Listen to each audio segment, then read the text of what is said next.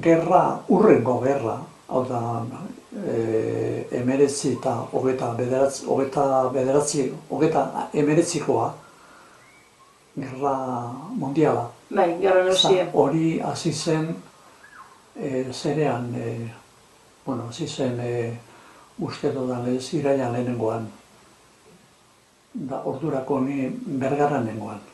Baina hasi zen orduen, ni musiken nengoan, egun aretan, gomuta dena zelan, gerra hasi da egor. Da musiken nengoan neure osa badeagaz. Da gero amaitu zen gerrea, amaitu zen 45ean, eta 45ean da ni ordenatu nintzen 50ean, 5 urte gero. Hogeita hemeretzi, nik uste dut ordurako teologia zitzen nengoan. Da gutariko batzuk, batzuei dei egin zen, joateko soldadu zara.